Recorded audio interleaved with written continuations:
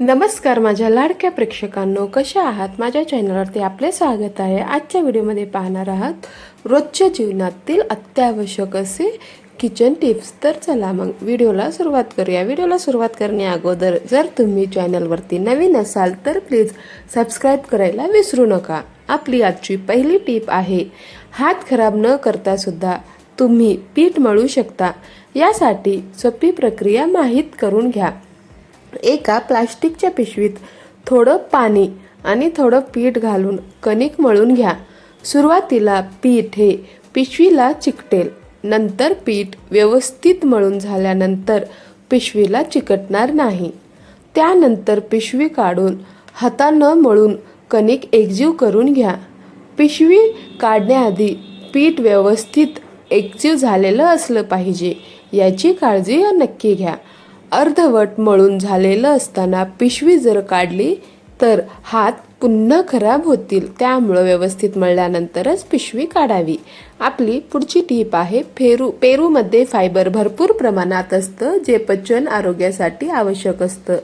या व्यतिरिक्त हे आतड्यासंबंधी हालचालीचे नियमन करून बद्धकोष्ठता रोखण्यासाठी देखील मदत करू शकते.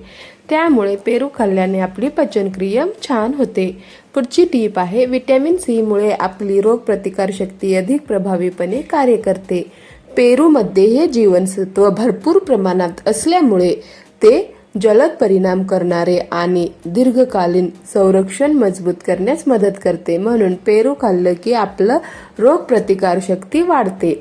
आपली पुढची टीप आहे, जर तुम्हाला ॲसिडिटीचा त्रास असेल तर तुम्ही धन्याचे पाणी अवश्य प्यावे. ज्यांना मधुमेहाचा त्रास आहे त्यांनी धन्याचे पाणी हे उपाशी पोटी प्यावे. तसेच धन्याचे पाणी पिल्याने वजनही कमी होण्यास मदत होते.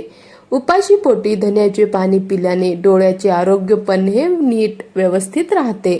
तसेच कोणाला गॅसची समस्या जर असेल तर त्यांनी देखील रिकाम्या पोटी धन्याचे पाणी पिणे हे आवश्यक आहे. आपली पुढची टीप आहे, पेरू हे फळ कमी कॅलरीयुक्त फळ आहे, ज्यात फायबरचे प्रमाण देखील जास्त असते. पेरूमधील फायबर आपल्याला जास्त काळ भरलेले ठेवण्यास मदत करते, म्हणून ते वजन व्यवस्थापनात मदत करते. पेरू खाल्ल्याने आपले वजन हे नियंत्रित राहते. आपली पुढची टीप आहे, मधुमेह जर नियंत्रित ठेवायची असेल तर संशोधनामध्ये असे दिसून आले की पेरू रक्तातील साखरेची पातळी नियंत्रित करण्यास मदत करू शकतो.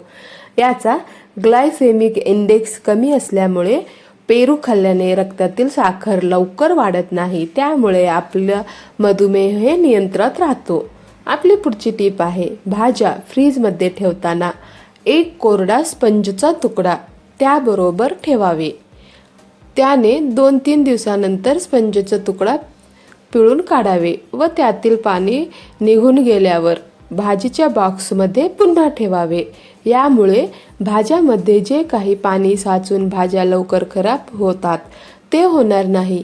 पाणी न साचल्यामुळे आपली भाज्या जास्त दिवस ताजे फ्रेश राहतील. आपली पुढची टीप आहे, कपड्यावरील तेलाचे डाग घालवण्यासाठी त्या डागावर थोडंसं पेट्रोल घेऊन चोळावे आणि नंतर ते कापड धुवून टाकावे. याने तेलाचे डाग हे पूर्ण निघून जाते. पुढची टीप आहे, कारल्याची भाजी करत असताना त्याचा कडूपणा घालवण्यासाठी चिरलेल्या कारल्याच्या चकत्या काही वेळापर्यंत ताकामध्ये बुडवून ठेवाव्यात. ताकात कारल्याच्या चकल्या बुडवून ठेवल्याने कारल्याचा कडूपणा हे कमी होतो व कारल्याची भाजी कडू लागत नाही. इथपर्यंत व्हिडिओ पाहिला असाल तर प्लीज सबस्क्राईब करायला विसरू नका, सोबतच लाईक देखील करू शकता. आपली पुढची टीप आहे, स्वयंपाक करताना जळालेली भांडी साफ करण्यासाठी त्यात अर्धा चमचा रांगोळी आणि अर्धा चमचा कुठलाही डिटर्जंट पावडर टाकून भांडी छान घासा. यामुळे भांडी ही स्वच्छ होईल. आपली पुढची टीप आहे, बागकाम वगैरे केल्यानंतर आपले हात स्वच्छ व नरम राहावेत.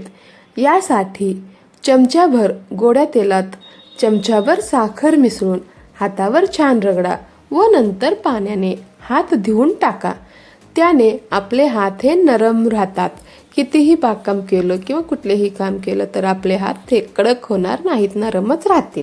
आपली पुढची टीप आहे, घरातील कुठलाही पंखा, एक्झॉस्ट फॅनसुद्धा स्वच्छ जर ठेवायचं असेल तर रॉकेलमध्ये कापडाची चिंधी बुडवून त्याने फॅन हे छान घासून पुसा. यामुळे आपले फॅन हे एकदम स्वच्छ होतात, एकदम नवीनसारखे वाटतात.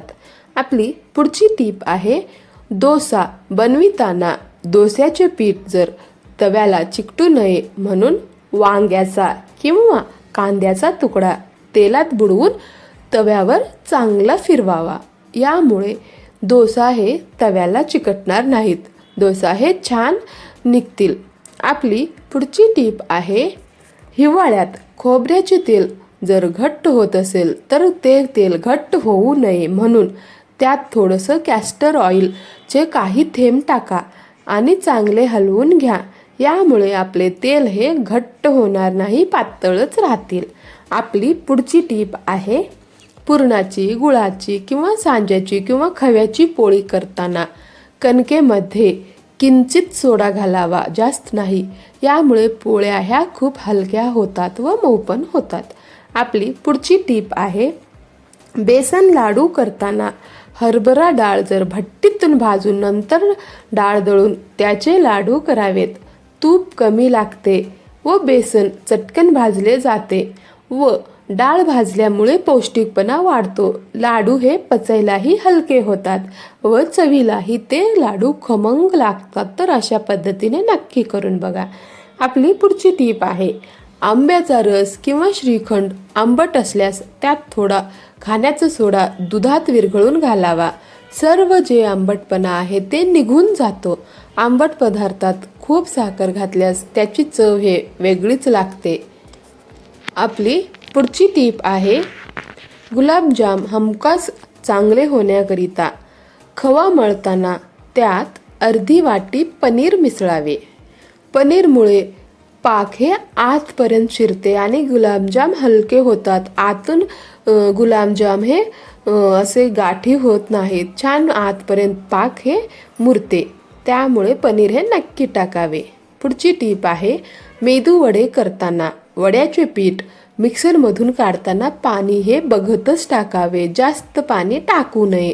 जर वड्याचे पीठ पातळ झाले तर त्यात तुम्ही बारीक रवा मिसळा. यामुळे वडे हे कुरकुरीत होतात व पीठ पण छान होते. आपली पुढची टीप आहे, छोले करण्यासाठी चणे रात्री भिजत घालण्यापूर्वी त्या पाण्यात सोडा घालण्याऐवजी 4-5 वेळा तुरटी फिरवावी. सकाळी चणे उपसून नेहमीप्रमाणे कुकरमध्ये शिजवावे. चणे चांगले मऊ शिजतात. जर तुम्हाला हा व्हिडिओ थोडासाही आवडला असेल तर कृपया व्हिडिओला लाईक करायला विसरू नका. सोबतच तुमच्या मित्रपरिवारासोबत शेअर देखील करू शकता. तुम्हाला हा व्हिडिओ जर आवडला नसेल तर तुम्ही डिसलाईक देखील करू शकता. आणि जर तुम्ही चॅनलवरती नवीन असाल तर कृपया सबस्क्राईब करायला विसरू नका. सोबतच बेल आयकॉन प्रेस करा. तुम्ही कोठून पाहत आहात प्लीज कॉमेंट बॉक्समध्ये नक्की सांगा, जेणेकरून मला समजेल माझा व्हिडिओ कुठे कुठे पोहोचला आहे, कोण कोण पाहत आहे. आपला मूल्यवान वेळ देऊन व्हिडिओला शेवटपर्यंत पाहिल्यामुळे आपल्या सर्वांचे मनापासून धन्यवाद. तर भेटूया अशाच पुढच्या व्हिडिओमध्ये. तोपर्यंत नमस्कार. जय हिंद, जय महाराष्ट्र.